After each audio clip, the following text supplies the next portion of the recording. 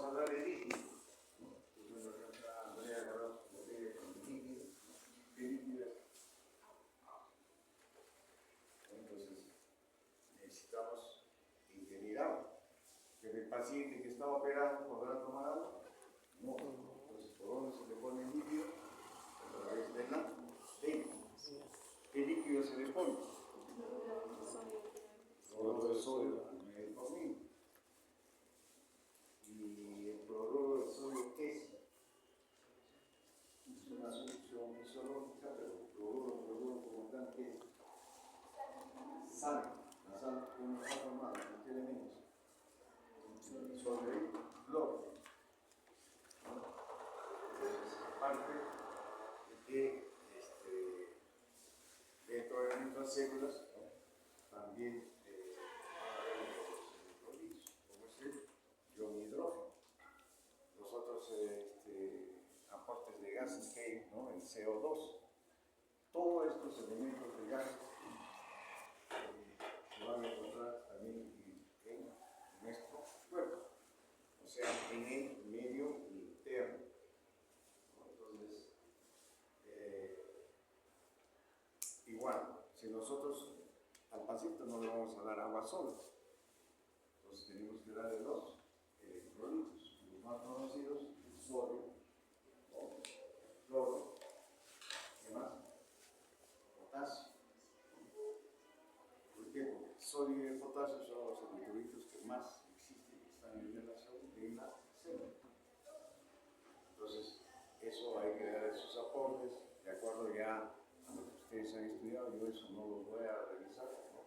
Ya deben saber cuáles son los requerimientos de sodio, de potasio, ¿no? Los requerimientos de agua. Lo que estamos tratando de hacerles entender es el medio interno. Entonces, este medio interno, ¿no? Prácticamente lo que tienen que entender, basado en lo que hemos partido de la célula, es que el medio interno está definido como que es el líquido extracelular. Ahí está. Entonces, este equilibrio ahora que existe entre el líquido extracelular y la célula, mientras la célula reciba los aportes de agua, electrolitos, nutrientes, ¿no? Va a mantenerse equilibrio. Por lo tanto, es, como podemos decir, ese equilibrio es el hecho de que la célula esté funcionando adecuadamente sin mayores problemas. Y eso recién, no hace mucho tiempo, eso está en las diapositivas, ¿no? Ya tienen la diapositiva, es lo que describió Kahneman, lo que se conoce como homeostasis. Entonces, el término homeostasis, que es reciente, ¿no? Significa el funcionamiento normal, ¿no? De nuestras células, de nuestros tejidos. Por lo tanto, un ser humano, inclusive los animales, que están, como dice, viviendo, ¿no? Porque están en equilibrio, mientras esté funcionando en equilibrio, esa persona o ese animal van a estar, como ustedes igual, sano. Y ahí viene el otro concepto de la enfermedad. Entonces, ¿qué es la enfermedad? Simplemente la alteración de la homeostasis. ¿Entienden? Entonces, cuando un paciente viene, por ejemplo, con una colecistitis aguda, o una apendicitis aguda, o un paciente que ha entrado por una obstrucción intestinal, o un paciente que tiene sepsis, órgano, por decir, infeccioso, todos estos elementos patológicos, ¿no? Van a originar la alteración de la homeostasis. Entonces, al alterar la homeostasis, el organismo, ¿no? Tiene capacidad, ¿no? Para regular ese desequilibrio.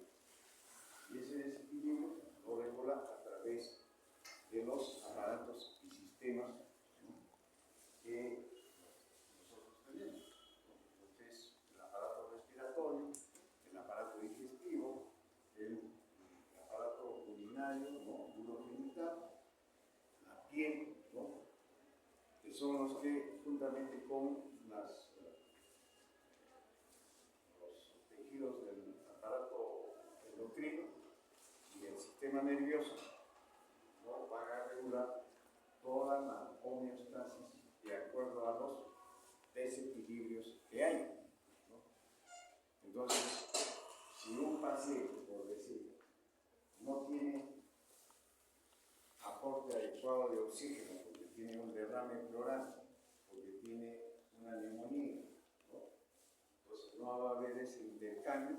Entonces el organismo va a tratar de compensar, ¿no?, con estos elementos reguladores, ¿no?, ese desequilibrio para que nuevamente funcionen las células y se mantenga en equilibrio. O sea, el medio interno prácticamente se va a regularizar en función a todos los aparatos y sistemas que nos hemos mencionado. Ese es el idea. No, porque por eso es de que cuando un paciente tiene una neumonía, no va a haber ingreso adecuado de oxígeno. Entonces, ¿qué le ponen a los pacientes? Oxígeno. Oxígeno con su cánula binasal.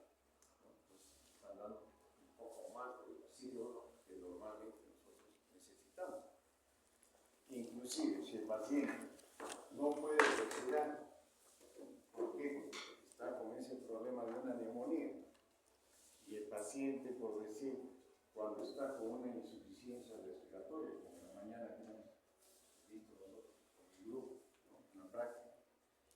Entonces, estamos viendo a veces que el paciente, lo más esencial, la cánula binasal. Pero si no se puede compensar eso, el paciente va a entrar, como dijeron por ahí, con hipoxia, que lo van a medir ahora con su pulsóximetro.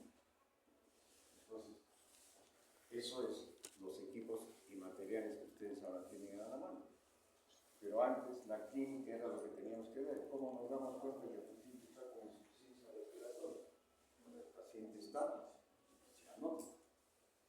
Entonces, esos pacientes no se va a poder compensar, ¿no?, su insuficiencia con cánula binasal. Como dicen los intensivistas, se van a agotar. Entonces, ¿qué tenemos que hacer? Tenemos que llevar al paciente a la unidad de cuidados intensivos para intubarlos y ponerlos en la máquina para que reciban oxígeno. Entonces, esa es la idea.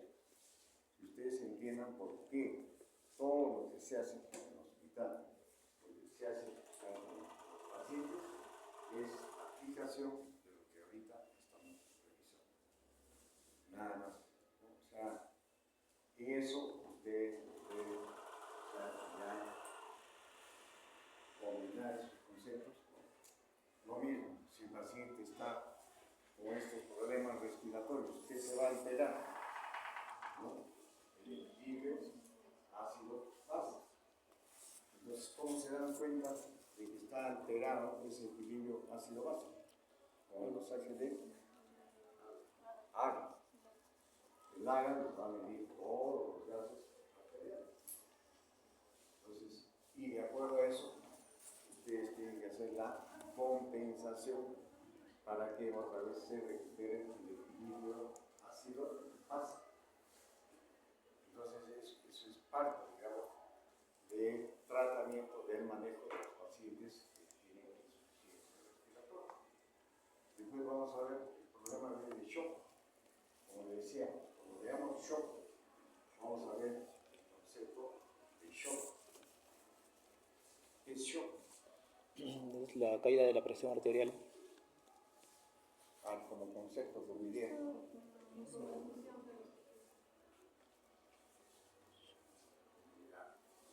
Eso es desde el punto de vista médico. Acá alguien que no haya almorzado va a entrar en shock, ¿no? O sea, shock es simplemente el concepto de que, o de repente en esos momentos hay un terremoto, ¿no?,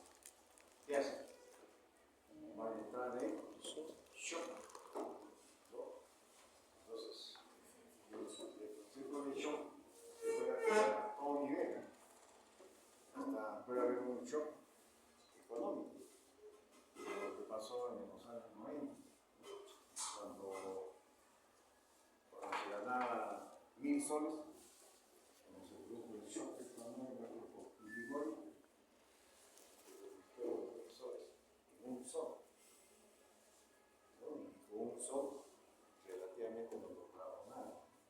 La gente no hay shock, o sea, incluso con problemas de hambre, porque no podían comprar sus alimentos. Entonces, ese shock en medicina es lo que usted está diciendo. Es simplemente cuando hablamos de perfusión, ¿no? Como dijo su compañero, y si hablamos de perfusión, ¿de qué estamos hablando? De función a lo que hemos estado ahorita conversando del límite interno.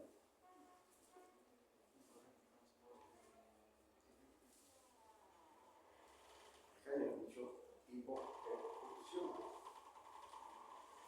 Cuando hablamos en realidad de la perfusión, ¿no? Se refiere más al ingreso de oxígeno. Ya hemos dicho, sin oxígeno, la célula no va a vivir. Entonces, ya hemos hecho el ejemplo, inclusive ahora, insuficiencia respiratoria. Si el paciente tiene insuficiencia respiratoria, el paciente va a tener hipoxemia, por lo tanto las células van a entrar en shock. ¿Por qué? Porque no hay el adecuado ingreso de oxígeno, o sea, una perfusión adecuada a todos los tejidos. Todos los tejidos y especialmente todas las células. Es igualito como acá, ¿verdad? La puerta está abierta. Si nos cierran acá, no dejan entrar oxígeno. Vamos a entrar en hipoxemia. Y si entramos en hipoxemia, pues vamos a hacer shock. O sea, no va a haber perfusión del oxígeno en las células. Y entonces las células, como estamos hablando del medio interno, de la homeostasis, tienen capacidad de seguir funcionando gracias a qué ciclo. ¿Ah? O sea, todavía la célula en una situación de hipoxia, ¿no? Puede mantenerse viva gracias al ciclo de Krebs. Eso es parte de la compensación, eso es parte de lo que es regular, ¿no? Este déficit de oxígeno, ¿no? Para mantener la homeostasis de la célula, ¿no? Entonces, shock es prácticamente eso, ¿no? Entonces, ahora, causas de shock.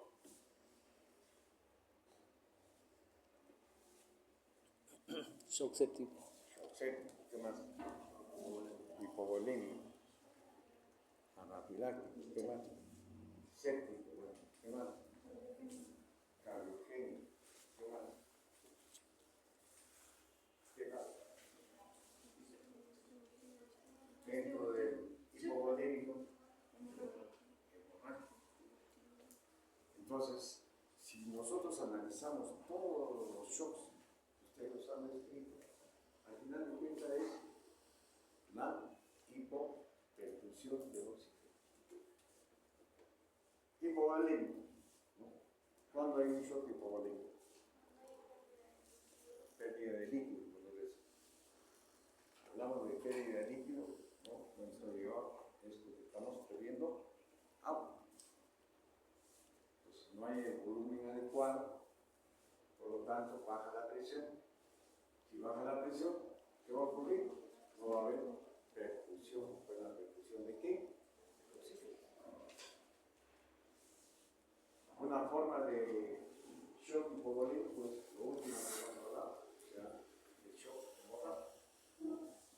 Cuando hay una hemorragia, es igualito. Así como se pierde el líquido, igualito se pierde sangre, ¿no? Al perder sangre, y nosotros sabemos que en la sangre, ¿qué es lo que va en la sangre? Todos los nutrientes y lo más esencial. ¿Por dónde va el oxígeno a las células? La sangre. Entonces, si no hay sangre, por el volumen va a bajar la presión, uno, no va a haber perfusión, y luego también, como no hay sangre,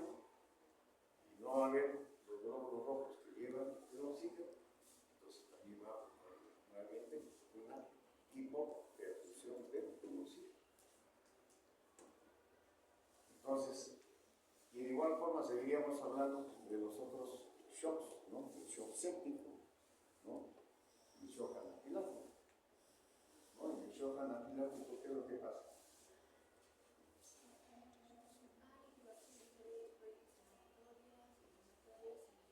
Colapso.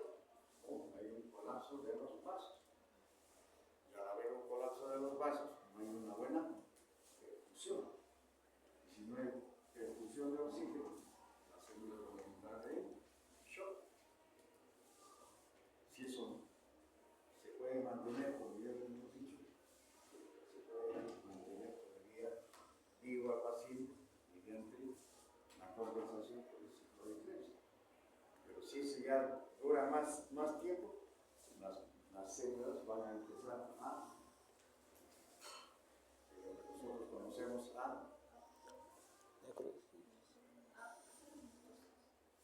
o sea, muerte celular, es la apoptosis. Y si se mueren las células, se mueren los tejidos, si se muere el tejido del corazón, por ejemplo, ¿no? Va a ser el paro cardíaco, y si hace paro cardíaco, se acabó el problema de la hipoperfusión. El paciente no va a tener, ¿no? O sea, buena perfusión, se estanca toda la sangre y se muere el paciente. Entonces, en un shock hipovolémico, en un shock hemorrágico, ¿por qué se muere el paciente? Por simplemente falta de oxígeno. O sea, por hipoperfusión, a la cual nosotros le denominamos shock. Un shock hipovolémico, un shock hemorrágico. Ahora, de todos esos shocks, yo les estoy poniendo todos estos ejemplos, porque en cirugía, ¿no? Se ve más shock hipovolémico. ¿Por qué? Realmente los pacientes que vienen a cirugía, por ejemplo, vienen pacientes de los accidentes de tránsito, ¿no? Un traumatismo abdominal, un traumatismo torácico, ¿no? Y en la cual puede haber un hemotórax o un hemoperitoneo. Entonces, hay pérdida de sangre en el abdomen, 1 litro, 2 litros. ¿Cómo va a llegar el paciente? Shock. O sea, shock. El médico, ¿qué tiene que hacer? Si el organismo no está en capacidad de compensar eso, por eso es una acción del médico. Tiene que compensar eso aplicándole volumen. ¿No? Entonces, el volumen que tenemos más a la mano, ya lo hemos dicho por qué, con los electrolitos, y ahora es el cloruro de sodio, más conocido como suero pisorónico. Entonces, cuando un paciente está en shock, está con la presión baja, está con el pulso débil, está pálido, está sudoroso, no necesita muchos elementos para hacer diagnóstico de un shock hipovolémico, más aún un shock hemorrágico. Entonces, ¿qué es lo que tiene que hacer? A la enfermera, ¿no? Poner en su venoclisis y aplicarle de 2 o 3 litros o 4 litros de suero. Entonces, o de lo contrario, se le hace el grupo sanguíneo y si es evidente la pérdida de sangre, o sea, está pálido el paciente, hay que aplicarle, ¿no? Sangre, o sea, a famosos paquetes globulares. Por eso que ustedes tienen que entender el concepto y cómo es que eso se puede reponer o compensar. O sea, lo que es recuperar la homeostasis. Entonces, en cirugía lo que van a ver más es eso. O sea, shock hipovolémico o shock hemorrágico. ¿Cuándo van a ver el shock hipovolémico? Los cuadros de obstrucción intestinal, por ejemplo, donde hay un secuestro, ¿no?, de líquido en las asas intestinales. Entonces, igual la presión va a bajar, el paciente va a estar con las mucosas secas, deshidratado. Entonces, antes que haga un paro, tiene que hacer su reposición de líquidos, ¿no? Entonces, de esa forma, ahora ustedes tienen que reconocer y aplicar sus medidas compensatorias.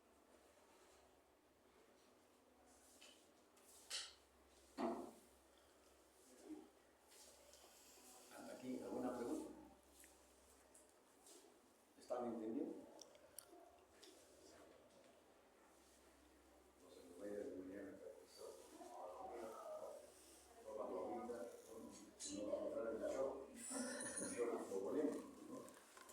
Entonces, el resto de shocks, sobre todo el shock séptico, que también lo vemos nosotros en cirugía, ya en estos casos, ¿por qué se produce el shock séptico? Son por las toxinas.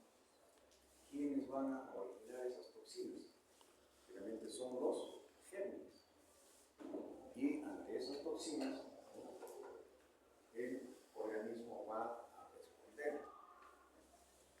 Entonces, ahí ya viene toda la fisiopatología a nivel de las células, de los capilares sanguíneos, ¿no? de las arteriolas, donde hay prácticamente las comunicaciones se van cerrando. Hay todo un secuestro de líquido a nivel de los tejidos de la célula. Entonces, se detiene toda la circulación. Entonces, es como un estancamiento que se produce en el shock séptico.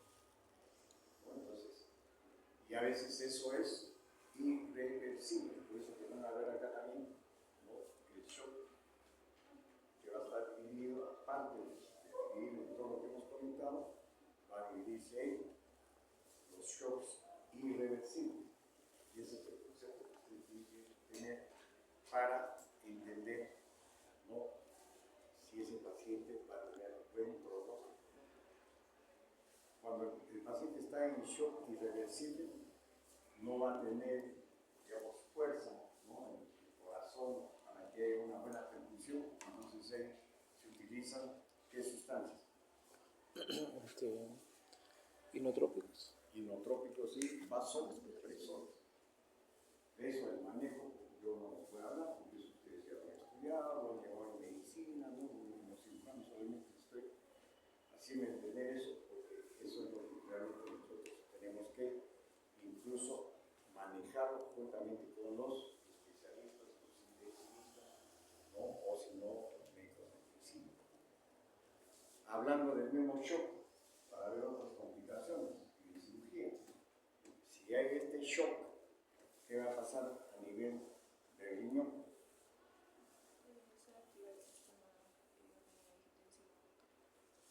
¿Qué otra complicación puede haber en un paciente que tiene shock?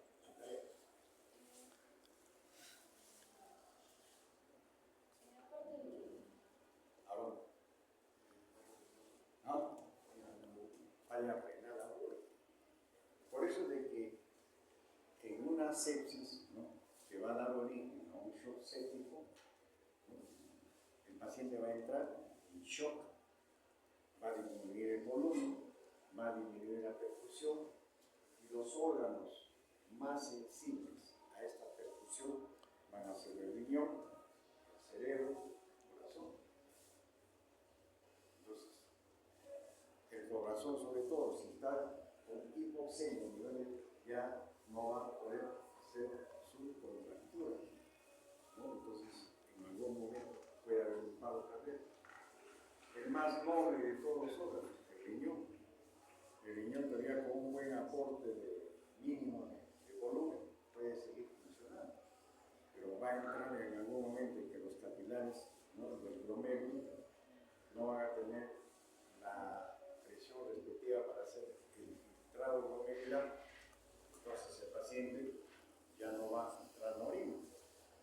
Por lo tanto, ¿cuándo se dan cuenta de que el paciente está con una insuficiencia renal, con una complicación, ¿no? de una sepsis, de un shock?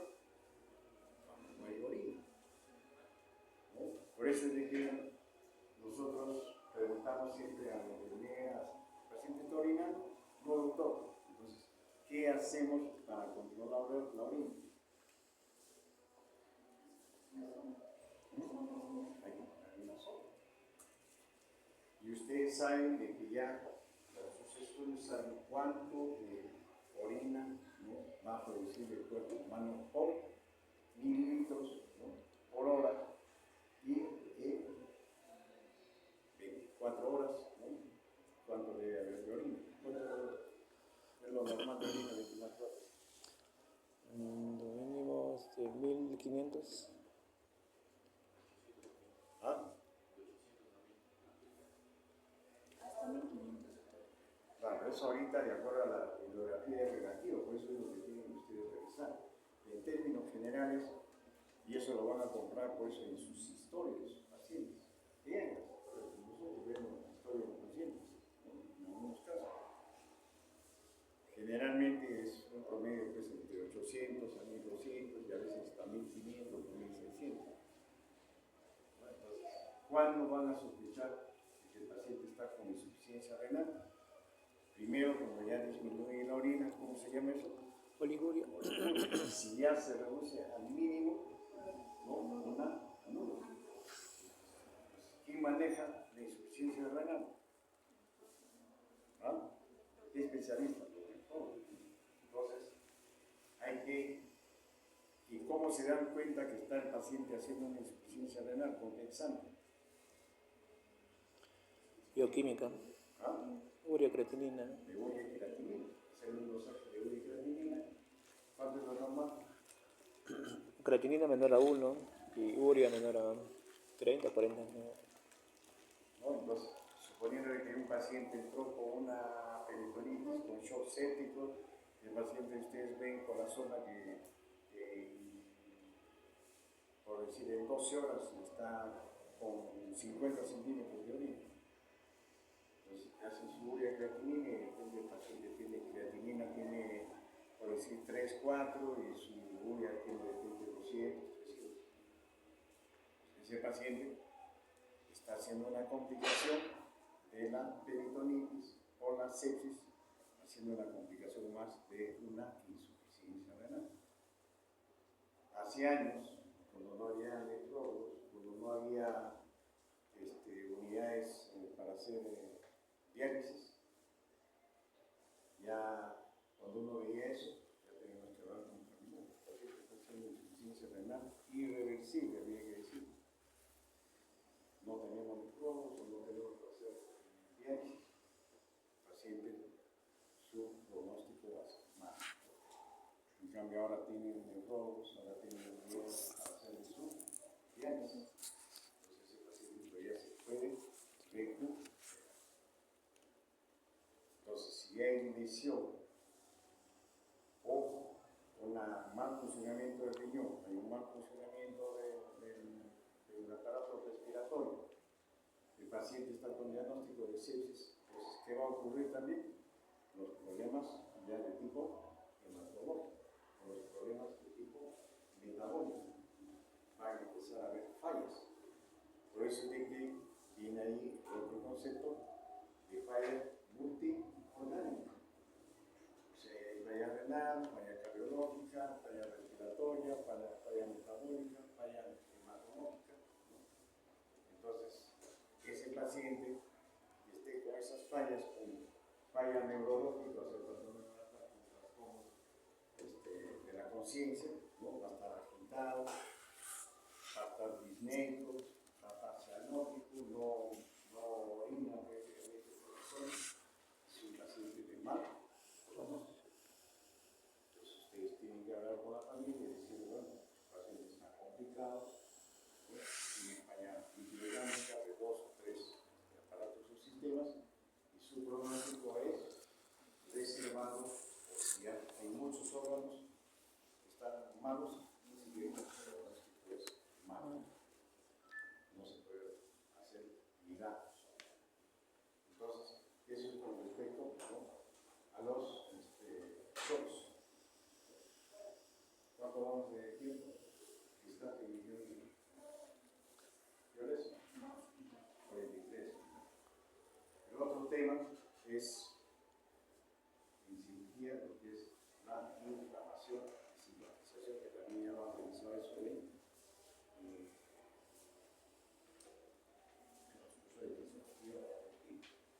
Ustedes ahora cuando pasan a ver a los pacientes, a la que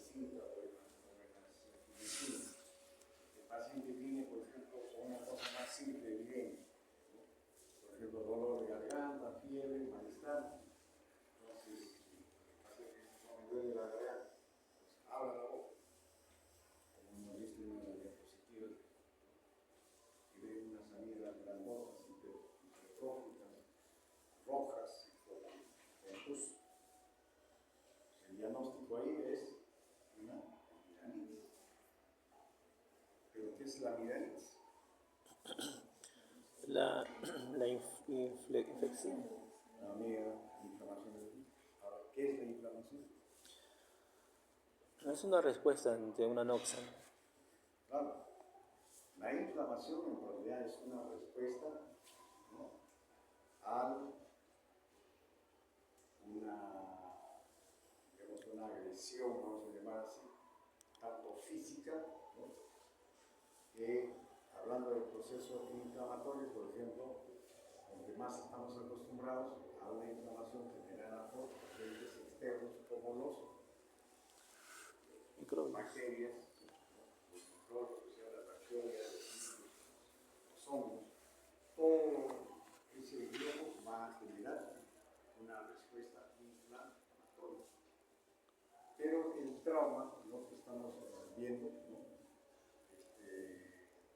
también va a originar una respuesta inflamatoria, o sea, una respuesta de nuestro sistema inmunológico. ¿A través de dónde va a haber esa respuesta? A través de la sangre. En la sangre, ¿quiénes van a estar? Todos los elementos de la sangre. ¿Quiénes van a responder a la inflamación? Los eritrocitos.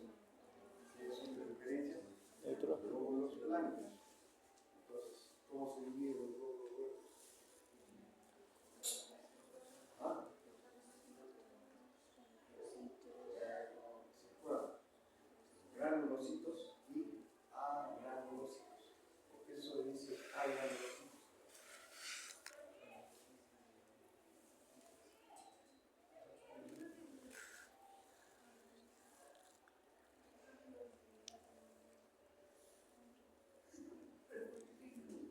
Porque van a presentar gránulos en su citoplasma. Eso. Si han estudiado histología, eso está en histología. Y esos gránulos van a tener afinidad por determinados colorantes. Bien, vienen nombres. Los gránulos cítricos se van a dividir en qué? ¿En qué series? Los neutrófilos, los eosinófilos y los basófilos. ¿Por qué se dice son basófilos? Porque tienen afinidad por la colorante base, ¿no?, que le da al citoplasma de estos glóbulos blancos el color medio azulado. En cambio, el eosinófilo, ¿qué es el eosinófilo?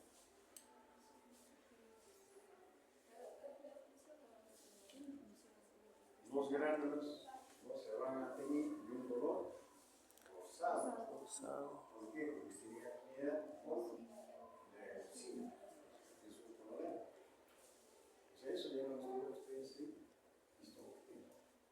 Por lo tanto, cuando han estudiado histología ahí, deben haber aprendido eso.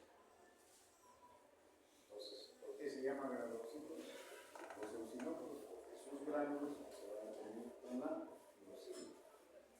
¿Por qué los basófilos? Porque sus gránulos se van a tener con colorantes básicos. Y el neutrófilo, por su mismo nombre, está diciendo que el neutrófilo es como decir que no tiene afinidad con ninguno de los colorantes. Y ahora se siguen acordándose de los neutrófilos, entonces ya ahí empieza a hablarse de los polimorfos nucleares. Los polimorfos nucleares, que son leucocitos que van a estar en la sangre cuando existe ya la respuesta hacia los elementos externos, como estamos hablando ahorita de ejemplo del proceso infeccioso por agentes bacterianos.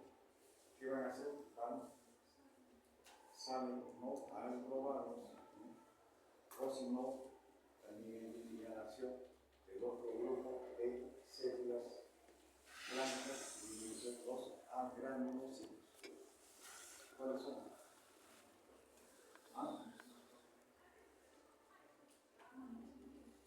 Monocitos sí,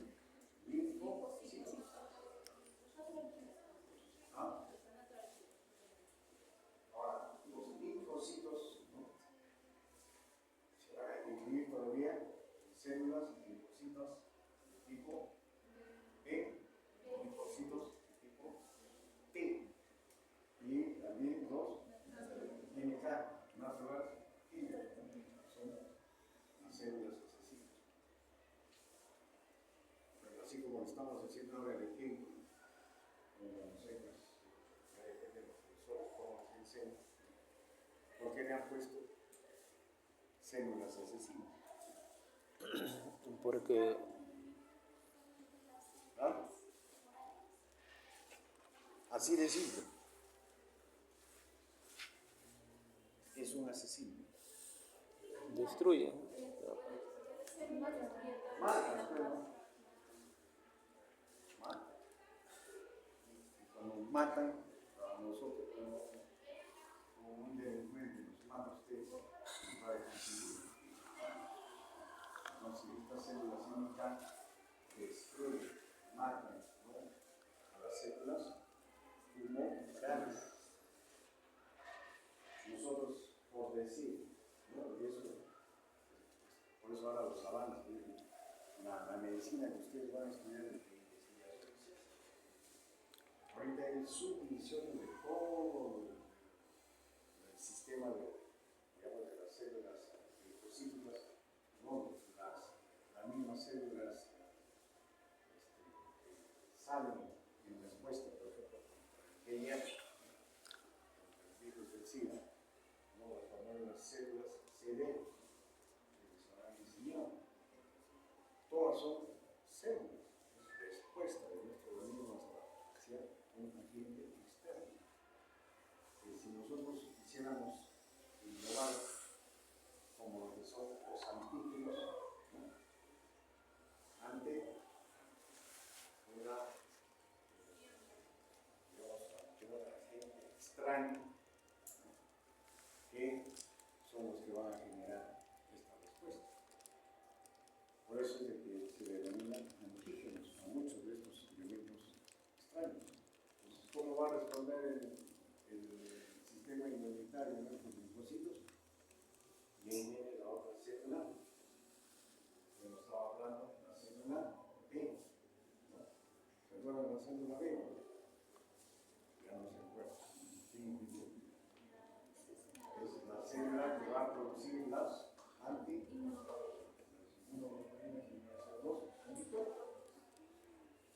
o sea, nuestro cuerpo está, nuestro organismo está capacitado para responder ante una noxa, ante un antígeno.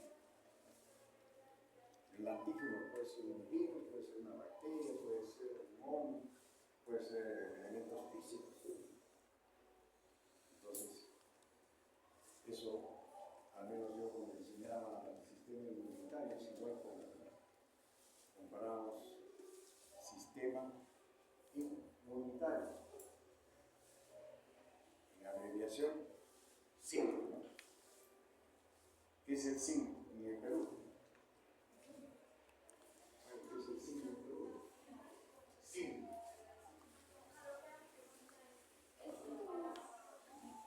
El Sistema de Inteligencia Nacional. ¿Y qué hace el Sistema de Inteligencia Nacional? Lo que está pasando ahora con la COVID, lo que ha pasado antes en la época del terrorismo. Entonces, los agentes que trabajan para el SIN son los que van vigilando y van detectando a los agentes extraños, en este caso antes, ¿no?, en la época del terrorismo. Y eso es evidente. Lo más que ustedes pueden entender y leer es en Estados Unidos. ¿Cuál es el sistema de inteligencia de Estados Unidos? ¿Ah? La CIA. ¿Dónde trabaja la CIA? ¿Saben dónde trabaja la CIA? Este es el sistema de inteligencia americano, ¿no? Junto es parte de todo el soporte físico del gobierno. Está bonito. ¿No? Famoso. Está bonito. Claro. Por eso es que yo como enseñaba eso, pues aquí tomaba estoy explicando y no me estaba todo está en el Perú. Así le conocían como el Tacuarembó. Ahí estaba Vladimir Montesinos. San Isidro, ¿no? San Isidro, por San Isidro, por Camino Real creo que está, ¿no? Entonces, pero en Estados Unidos es un verdadero tentado. Toda la institución de, si ustedes revisan en internet, y ahí trabajan creo con más de 3.000 personas recibiendo la información. Y eso es lo que hace nuestro sistema inmunitario. Cada célula, de lo que estamos hablando ahorita, ¿no? El linfocito T, el linfocito B, la célula CNK. O sea, detectaba yo esto para así como que alguien era un terrorista. Y en esa época del terrorismo lo desaparecían, lo mataban. ¿Qué ha hecho Estados Unidos con Bin Laden? ¿No? Investigaron que Bin Laden fue el autor de la destrucción de las dos torres gemelas y todo su sistema tuvieron que buscarlo hasta encontrarlo y liquidarlo. Eso es lo que han hecho con Bin Laden.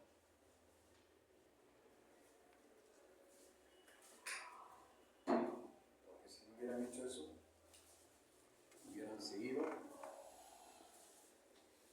con los problemas de terrorismo en Estados Unidos. Entonces, ¿quiénes nos defienden en nuestro organismo? El Leucocitos. sistema inmunitario. Por eso quiero hacer ese capítulo del sistema inmunitario que está formado pues, por todas las células blancas, ¿no? En nuestro organismo. Lo más conocido que hemos aprendido desde primaria, ¿no? Los leucocitos. Y ahorita mis nietos están estudiando los leucocitos. Yo tengo que enseñar que es un leucocito, ya granulocítico, para que sepa más que el otro, su compañero. Eso es lo que tienen que aprender. Ustedes que están estudiando medicina con mayor razón, ¿no? Entonces, el sistema inmunitario es importante en el proceso de inflamación. Todos los leucocitos, todas las sustancias vasodilatadoras que se producen, entonces, y ahí viene toda la reacción de nuestro cuerpo. Cuando hay un proceso inflamatorio, entonces hay una vasodilatación de los vasos sanguíneos, a través de ahí salen todas las células blancas, entonces hay unas diapositivas, y se produce la destrucción de los agentes, ¿no? Que está originando, ¿no? Esa agresión, vamos a llamar así, a nuestro organismo. Entonces, ahora, estudiar toda la inflamación, ya ustedes lo han estudiado. Lo único que yo estoy tratando de que ustedes aplicaban, por ejemplo, a una amigdalitis, lo mismo pasa con una apendicitis, ¿no? Y una apendicitis, por ejemplo, se obstruye, ¿no? El proceso de irrigación del apéndice, ¿no? No hay irrigación, se necrosa, ¿no? Al necrosarse, ¿qué ocurre? Todos los gérmenes del tubo digestivo también están en equilibrio, ¿no? Los gérmenes, se supone que ustedes saben, ¿no? Son gran negativo, los anaerobios, cuando eso sale a la cavidad abdominal, o sea, al tejido epitelial, que es el peritoneal, que es aséptico, previamente allá se empieza, empieza a formarse el proceso inflamatorio, empieza la destrucción de las células blancas y va formando la pus. Como yo decía en la mañana a mi grupo, estaba de guardia en la noche, nos operamos a una paciente con peritonitis, con 3 litros de pus. Hasta eso llegan pacientes. ¿Por qué? Porque no llegan a hacerse su diagnóstico adecuado y oportuno. Y a veces el médico es el que no hace el diagnóstico. Porque esta paciente a mí me han comentado que había venido una semana antes al hospital y me habían dicho que no tenía mayor cosa, que había tenido una tesis. Entonces, miren toda la catástrofe que puede ocurrir en un paciente y que va a originar un proceso inflamatorio. Ese proceso inflamatorio se va a traducir pues, en lo que ven también en algunos casos, ¿no? En la mañana hemos visto un paciente con un absceso, ¿no? De físicamente la clínica de una inflamación, como les he dicho en la amigdalitis. Uno, edema, va a haber hiperemia, va a haber olor, porque todo eso no es el estímulo de los movimientos nerviosos, y va a haber calor. ¿No? En cualquier proceso inflamatorio, ustedes van a encontrar siempre eso, tanto externamente, ¿no?, como también internamente, en este caso de apendicitis y de la colecistitis. Por eso es que cuando se les ha enseñado, ustedes han revisado ahora colecistitis aguda, ¿no?, habrán visto pacientes en el hospital, y siempre acá en el grupo también dicen, ¿cómo hacemos nosotros el diagnóstico de colecistitis aguda? Porque se lo va a estudiar de clínica epidímica 2, pero se lo he dicho en el grupo, leemos la lista, estudian estos tópicos. Es a través de los criterios de Tokio. Los criterios de Tokio, ¿cuántos son? Tres. Entonces, son criterios de inflamación local, criterios de inflamación sistémica y criterios de inflamación las imágenes. Y si nosotros revisamos nada más esto para terminar la inflamación, criterios de inflamación local, generalmente va a haber dolor de un proceso inflamatorio, hay dolor de un proceso inflamatorio. Por eso que en la vesícula, ¿no?, en el hipocondrio derecho, en el cuadrante superior derecho, cuando lo examinamos va a haber dolor. Entonces, si el paciente tiene este proceso inflamatorio, ¿no?, y estamos hablando del proceso inflamatorio, que es la respuesta de las células blancas, ¿no?, ¿cómo demostramos que hay más células blancas? En el hemograma va a haber aumento de leucocitos. Entonces, ese es el otro criterio. Ahora, un órgano, igual como la unidad, aumenta de volumen por qué, por el dengue.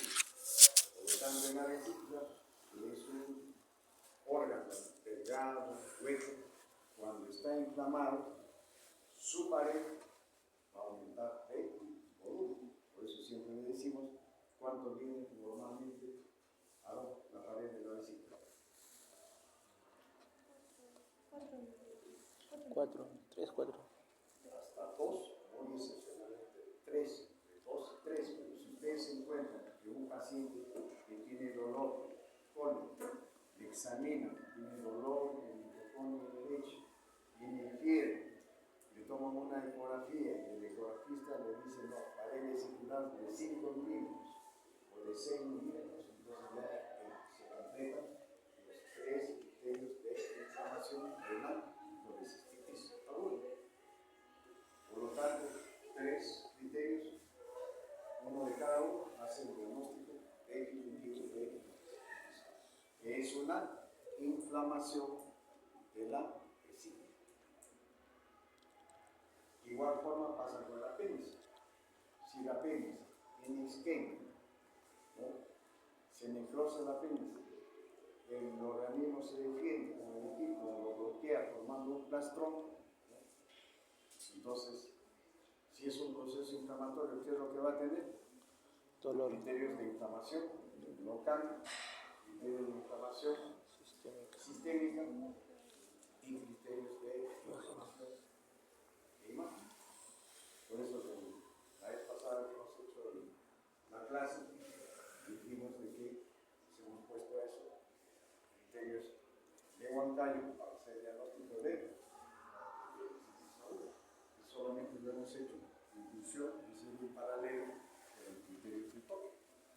Que tanto la colecistitis aguda como la apendicitis aguda son enfermedades inflamatorias.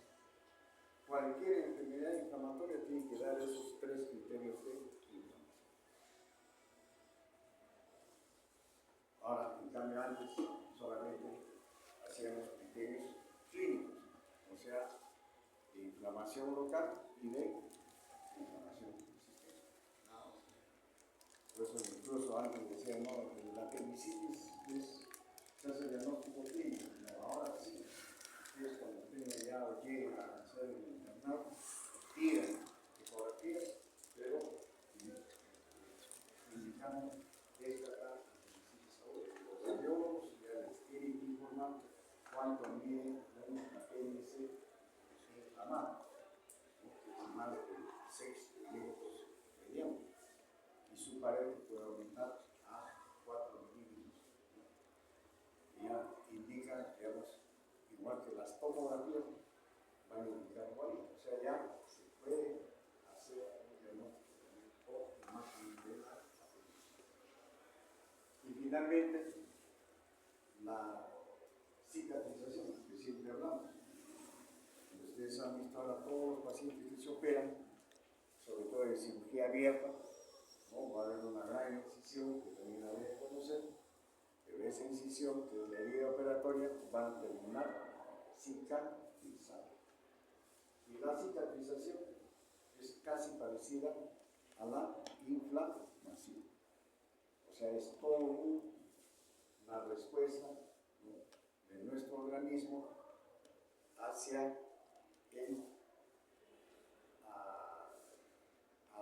en este caso no es un agente, porque uno hace una incisión, ¿no?, en la pared, ¿no? Entonces es una agresión en este caso, ¿no?, cuando uno corta, ¿no?, la pared, o sea, estamos cortando tejidos, estamos cortando células.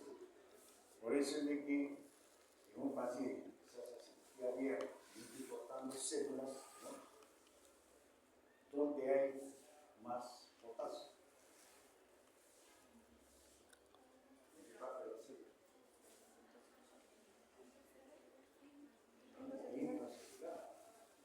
Entonces, cuando nosotros hacemos un corte o cirugía abierta, entonces viene también las ventajas de la cirugía laparoscópica, ¿no?, o en las grandes cirugías, como hemos visto, en laparotomías, esas incisiones de grandes laparotomías, ¿no?, al hacer el corte, al hacer la movilización de tejidos de dentro del abdomen, se van a romper miles y millones de células.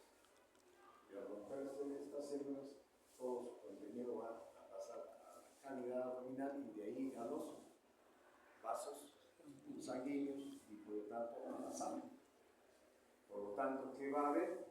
Una hiperpotasemia. Entonces, por eso en el primer día postoperatorio, relativamente, no sé si eso se me enseñado ahora, pero ustedes estamos en clínica y quirúrgica, es más que nada ahora hacer resinología. Pero esa es la razón por la cual generalmente en el primer día postoperatorio no se debe dejar potasio, ¿no?, como suplemento en el tratamiento de estos pacientes que hemos estado hablando para mantener su medio interno. Bueno, entonces, eso es importante. Entonces ahora son tejidos que se cortan, el cirujano sutura la herida, entonces viene ya el proceso de cicatrización. ¿Qué célula es la que realiza o produce tejido conectivo?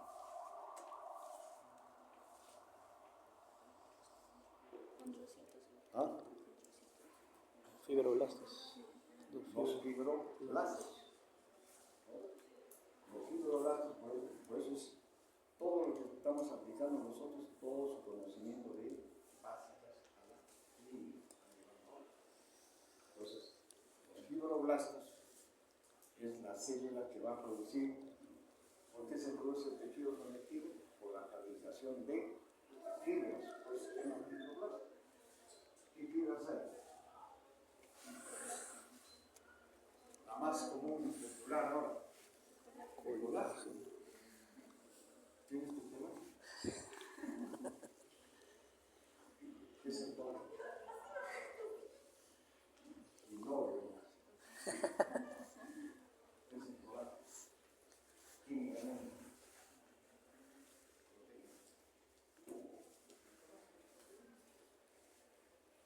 Por eso ustedes acá en el grupo han visto, ¿no?, cuando veo a los pacientes, de toda alguna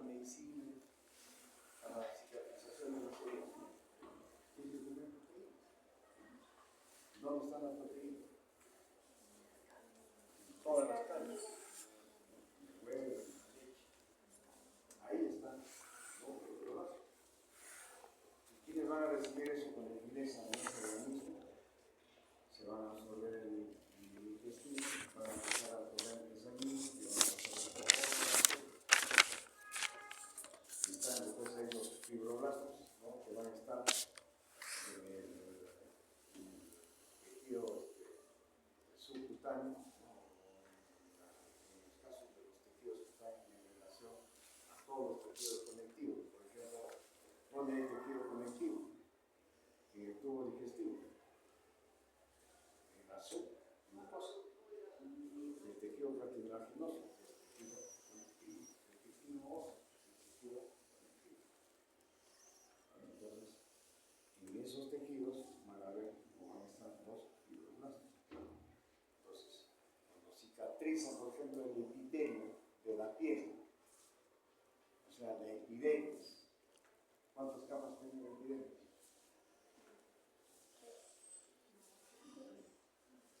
5. Entonces, la cicatrización de la epidermis en patología de Robbins, ahí está descrito la cicatrización del epitelio de la piel, se llama epitelización, su mismo nombre. ¿Cuándo se produce? ¿En qué tiempo se produce esa cicatrización? Eso se produce en 24 horas hasta 28 horas.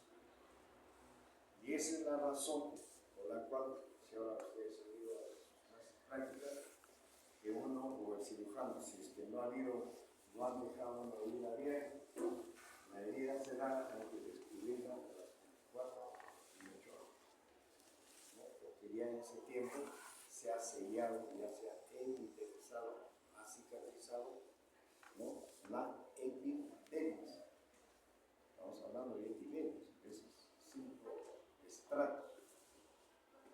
Entonces, el resto del tejido tiene autoridad, ¿no? El tejido graso, el tejido muscular, todavía se dice que la cicatrización dura a veces de 3 a 6 meses, a veces hasta un año. Una buena cicatrización. Y en la cual hay todo un proceso, ¿no? De remodelación, de granulación, igualito es el mismo proceso de inflamación donde se van produciendo nuevos vasos, hay mayor aporte de tejido a esa zona y se remodelan todos los tejidos, por eso es que se produce una fibrosis. Por eso los tejidos de cicatrización son tejidos duros, porque hay un gran aumento de tejido conductivo, en este caso por fibrosis que ha generado por los fibroblastos. Entonces, en conclusión, eso es lo que ocurre. Todo ese proceso está explicado, ¿no? En todas las